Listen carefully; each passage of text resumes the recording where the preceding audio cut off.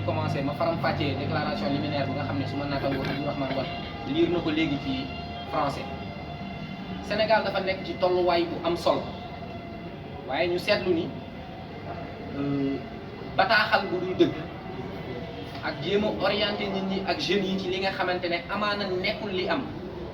pour ami nit wala pour ëppale ñi féete ci yow li nga xamante ne dañ ko ràññee ci dëkk yu bëri yi nga xamante ne ay sociétés yu différent la dañuy wuute nañu ni ñuy doxalee ak ñun nga xam ne amaana jàmm ji ñu yàgg a am mosuñu ko am loolu la ñu commencé di seetlu Sénégal forcé xel ak forcé xalaat nag yi dafa dem ba tax kilifa yu bëri yoo xamante ne daan nañ jël position par rapport ak ay sujets yu important yu concerné Sénégal ak doxalinu Sénégal ragal saaga yi ak xas ak wuññu sutura dafa tax léegi kenn nangootul jël position par rapport ak li jëm ci Sénégal doxinam nekkinam ak jëmuwaayam ñu seetlu ne espace public bi ay saaga moo fi ëpp ak wuññu sutura que joxe ay xalaat ak ay yoon yoo xamante ne mun na génnee Sénégal ku ci nekk ci pàcc bi nga nekk ci situation bi mu nekk ginnaaw loolu ginnaaw seetlu yooyu yëpp action républicaine dafa constitué wu pour taxaw nekk seetluwaay pour nu ñuy doxalee ci dëkk bi mu nekk doxalin boo xamante ne dana mën a saafantoo ak yoon yi ñu fi teg te du salfaañe ak yelleefu kenn action républicaine taxaw aussi ginnaaw loolu pour défendre les institutions de la République notamment aussi les institutions culturelles mooy Sénégal lépp li nga xamante ne moom lañ jot ci héritage à nos naissances bi ñu yar ci adolescence ak ba ñu nekk ay mukallaf li nga xamante ne loolu la ñu yaree ñu fexe loolu continuer moo gën jéggaani jikko yu bees yi nga xamante ne xaralekaay yu bees yi ni mu bëree ci jamono ak ni mu accessible dafay indi li ñu tuddee li tubaab naan ay dérive dafay indi ñu boole ci loo xam ne bokku ci tey dañoo gëm ni dafa am solo loolu pour ñu téye héritage ndono loolu mais ñu gën a tasaare ndono loolu ci biir ndaw ñi parce que foofu damay jël entre parenthèse ma expliquer ni sur 17 millions de sénégalais fukki millions wu sénégalais fukk ak juróom-ñaari millions wu sénégalais 75% yi maanaam juróom-ñaar fukk ak juróom yi amuñu fanweeri at ak juróom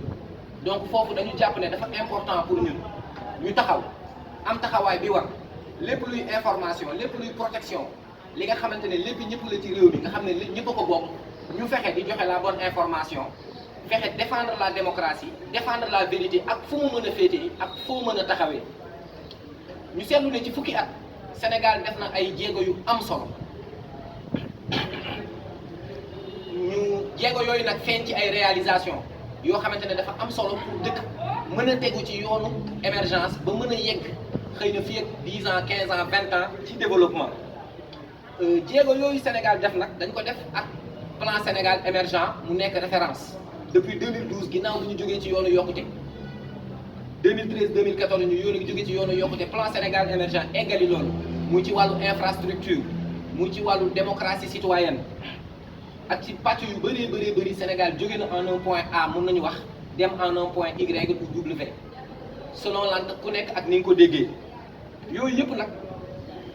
dafa nekk di créer les bases d'une démocratie solide maanaam dafa nekk di créer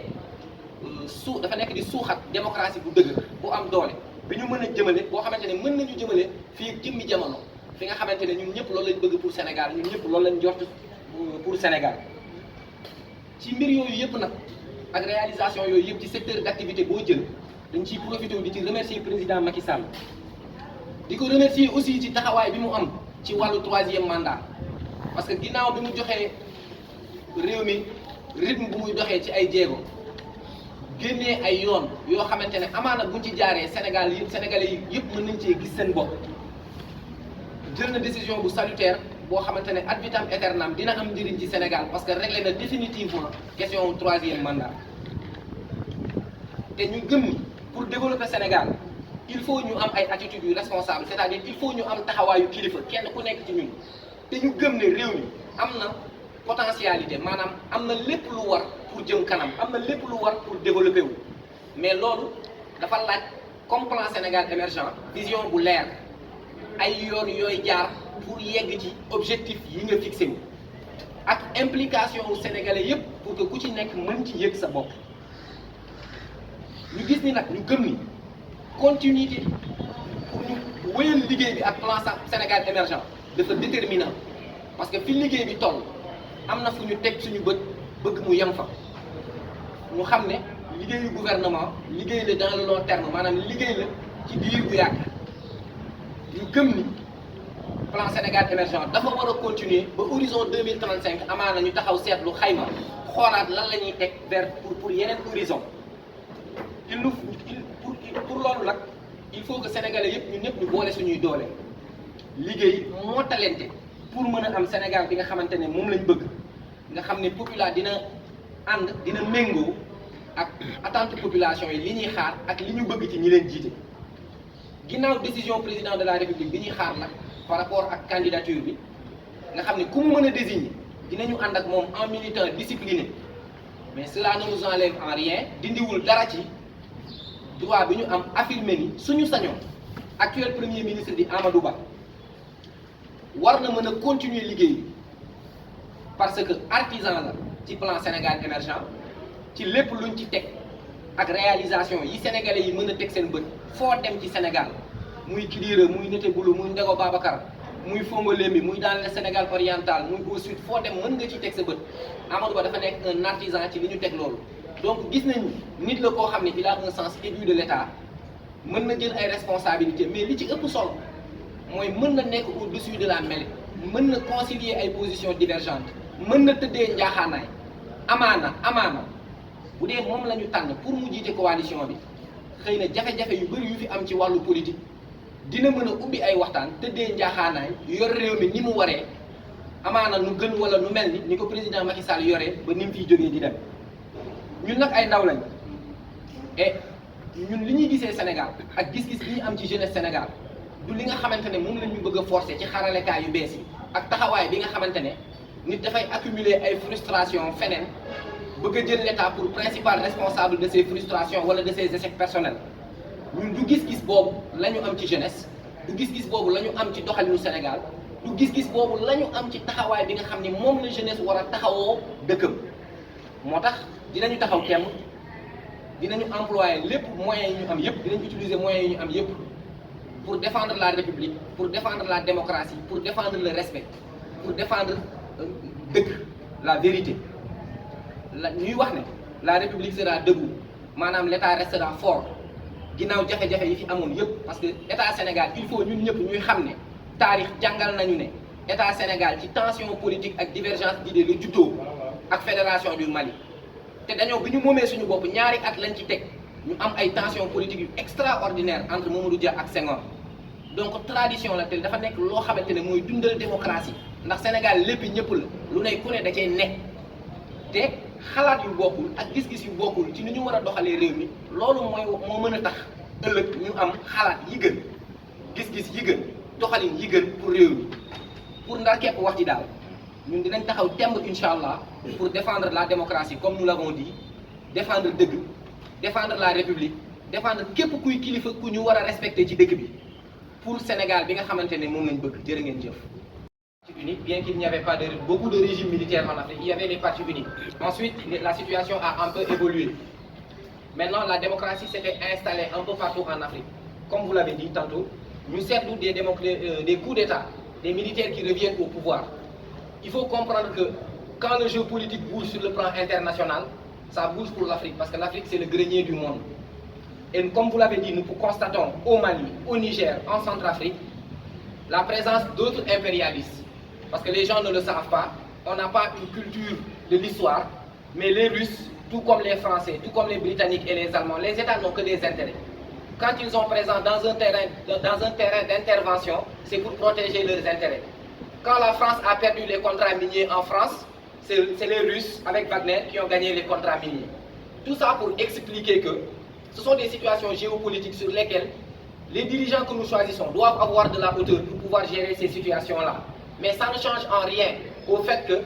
c'est une puissance étrangère qui part pour laisser la place à une autre puissance étrangère. Mais le plus dangereux pour la jeunesse africaine dans tout cela, c'est la manipulation qui encadre ces processus-là. On est en train d'essayer de présenter les Russes comme les sauveurs. Les Russes ne sont pas des sauveurs. Il faut voir l'histoire de l'invasion de l'Afghanistan pour comprendre les intentions de la Russie. Et nous sommes tous témoins de l'ascension fulgurante de Vladimir Vladimirovitch Poutine pour comprendre qu'il n'a pas d'émotion, que s'il est présent ou si ces hommes sont présents sur un théâtre d'opération, c'est pour préserver les intérêts de la Russie. Mais pour le Sénégal, pour le cas du Sénégal, avec ces trolls qui sont en train de vouloir chercher à inciter l'armée à copier le modèle de la sous-région, c'est parce que nous parlons de terme, mais nous sommes activés en politique au Sénégal. Ils sont nés bien après 1995. Ils n'ont pas de notion historique sur la géopolitique internationale, mais plus important encore, sur la typologie sociale du Sénégal. Parce que c'est ce qui est déterminant, c'est ce qui fait que le Sénégal est différent de la ceinture de feu qui l'entoure. Nous avons une typologie sociale particulière avec laquelle il faut tenir compte. Nous avons une armée républicaine très bien formée, des généraux qui mesurent la responsabilité qui pèse sur leurs épaules. C'est pourquoi j'ai l'habitude de dire qu'il faut à un moment donné que l'on puisse faire la différence entre la personnalité du président de la République et les corps constitutifs de l'État sénégalais. Et je crois qu'à ce titre, nous avons un très bon service de renseignement, des généraux qui sont avisés sur la géopolitique internationale parce que la plupart d'entre eux ont été formés à l'extérieur, qui connaissent les enjeux du moment, qui savent de quoi ils doivent préserver le Sénégal. C'est très déplorable de voir des jeunes faire des trolls, inciter les autres, essayer d'inciter l'armée à chercher à prendre le pouvoir, mais déjà nous ne sommes pas dans ces conditions. Les conditions ne sont pas réunies pour que l'armée prenne le pouvoir. Nous ne sommes pas dans une tension sociale pour que l'armée prenne le pouvoir. Le Sénégal n'est pas le Gabon par exemple, où la dynastie Bongo règne depuis 53 ans. Le Sénégal n'est pas la Centrafrique, où il y a récemment eu des problèmes de confession anti-Balaka et chrétienne. Le Sénégal n'est pas le Mali. Le Sénégal n'est pas le Niger. Donc à ce titre, et il y a aussi le ministère du culte, à travers le ministère du culte, j'entends les familles religieuses, qui ont un rôle prépondérant par rapport à la stabilité du pays. Je pense que tous ces éléments-là pris en compte nous permettent d'espérer que le Sénégal ne sombre pas dans la spirale de violence, comme les pays que vous avez vu, que nous avons eu à citer tout à l'heure. Mais il est important, à chaque fois, d'attirer l'attention des jeunes sur l'inutilité d'engager ces combats-là. Nous n'avons jamais vécu sous des régimes militaires. Comme j'ai l'habitude de le dire,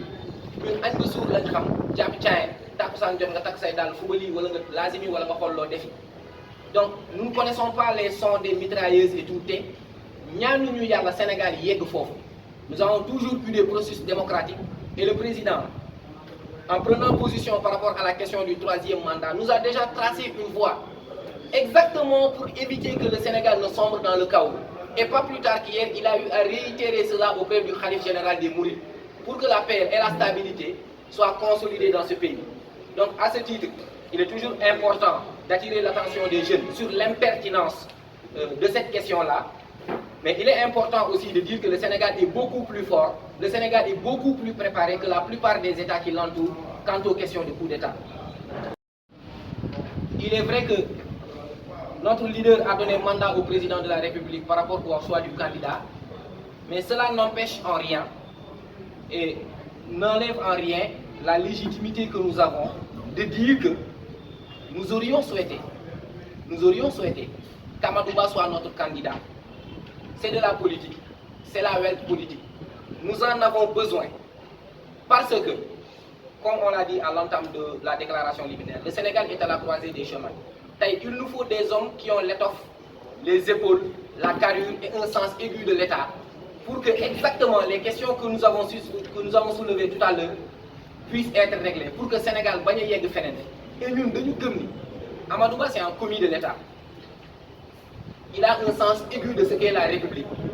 C'est un bon économiste. Il est artisan du plan Sénégal émergent. Au moins, il a des résultats qui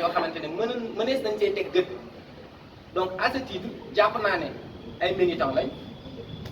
dañuy respecter la discipline de parti. On a donné mandat au président de la République, mais cela n'empêche en rien d'affirmer clairement de vive voix, et si nécessaire à U et à Dia, qu'à notre avis, Amadouba reste le meilleur profil qui soit au sein de Benno Bokk Yakaar pour porter aux destinées.